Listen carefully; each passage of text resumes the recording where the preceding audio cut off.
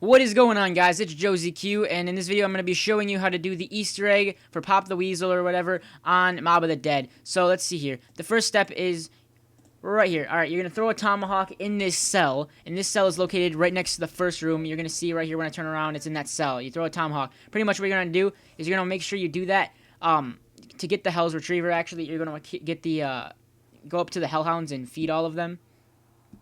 And when you feed them all, then you will get the Hell's Retriever. Next, you want to go throw it at the poster, and that poster will pop off.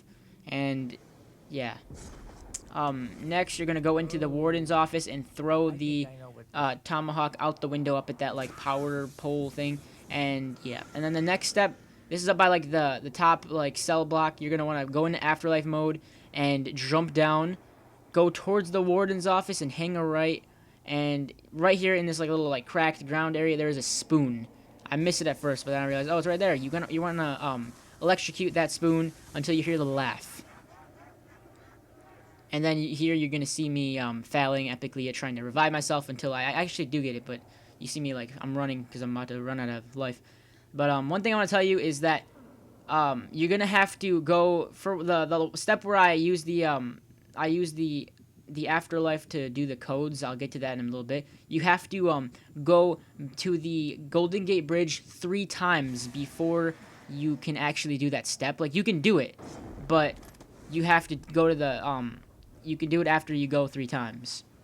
So make sure you go there 3 times before you do the step where you have to put the codes in. But I'll get to that. Here on the roof, you have to throw the tomahawk at the side, I don't know what it's called, the side of the building to get that other skull. Then here we are getting a spoon where we're in the cafeteria near one of the barriers, and you throw it there and Brutus actually talks. That's how you know you got it, because nothing actually flies at you. Here we are outside by the docks. I fell because I threw a grenade. I pressed the wrong button. At the one right of to the light that is not on, it's the right of that, and it's that little like piece of wood sticking up out of the ground. Out of the water, actually. Here we are next to Jug, and I do fail epically here. But yeah, give me like a minute. I didn't cut this out because I wanted to get this video out to you as fast as possible, because we literally just finished it 5 minutes ago. So I really want to get this going. So yeah, pretty much what you're gonna do is after you see me spin around, you have to like do a jump and kind of go up really close to it. At first, I thought it was there because I wasn't quite sure where exactly it was. Because I was watching NGT Zombies videos on where to find this last one because we were stuck on this one. So I was like, what? So he said it was over here. So I was like, oh, okay. And it's actually right there. You have to like do a jump and like do it. So yeah, that's how you get that last one. And you hear a laugh to know you're done. And then right after that, there is this blundergat that pops up out of the warden's desk, which is really cool. So yeah, I actually really like the blundergat, so it's pretty cool. I'll have some gameplay of that coming out soon. And yeah. So this next step, you're going to want to go into afterlife mode. You'll see me sitting here. I'm waiting for my friend. A good thing to do is have your friend continuously revive you, because your afterlife will not run out as fast as if he continues to revive you, and have another person do circle the zombies. So the first code you're going to want to put in, you'll see the codes right now, but the first code you're going to want to put in is 872. Then after that, it'll flicker a little bit and switch around. Then 101 is the next one. Then 386, then 481. Write those down. Those are important. And you'll see I put these codes in right here. And then after I put these codes in, the screen's going to go black and white, actually. And you're going to start hearing some audio from the from somebody explaining how this all happened, like what's going on. It's the storyline. So I'm gonna stop talking, and I'll be back for the next step when that comes. I'm gonna stop talking now, and I'll be back for the next step. Just listen to what it says. It's actually some pretty cool things. It takes place on like New Year's and whatnot. So yeah, see you in a minute.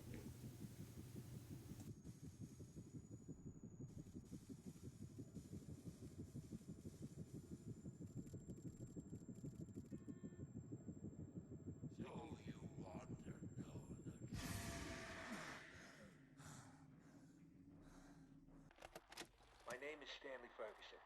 I was a guard at Alcatraz from 1933 to 1942. Today, I'm going to give you some insight into one of the more interesting tales from the prison's history. Over the decades, Alcatraz has seen more than its fair share of daring escape attempts. However, few were as audacious as the one undertaken by 4 inmates on New Year's Eve, 1933. Thought to be the brainchild of an inmate by the name of Albert Arlington, the outrageous scheme was as unlikely as its mastermind.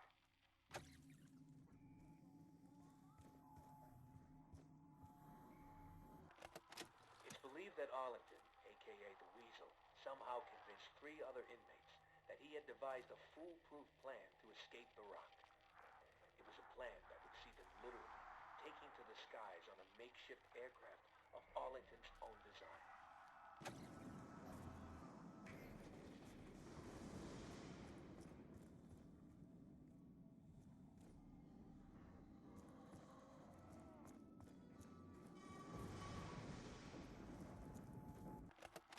Just how the Weasel managed to convince these hardened criminals that such a plan was even possible remains a mystery to this day.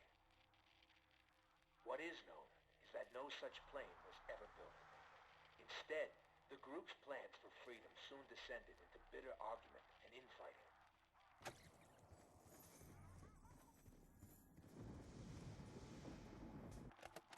With the plan falling apart, anger and frustration would ultimately lead to a brutal altercation between the misguided Arlington and his former co-conspirators.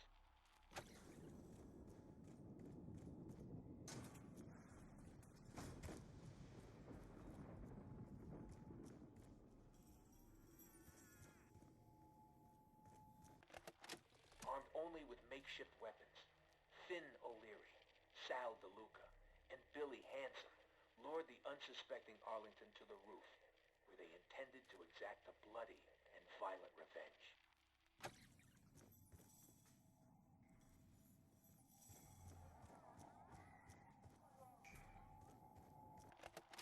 And so it was here, beneath the dark and stormy winter skies, that the hapless Arlington met his grisly end, bleeding to death on the cold concrete roof. For their participation in the murder, the 3 collaborators were sent to death by electric chair. Justice came swiftly. On the morning of January 19th, 1934, the execution order was carried out.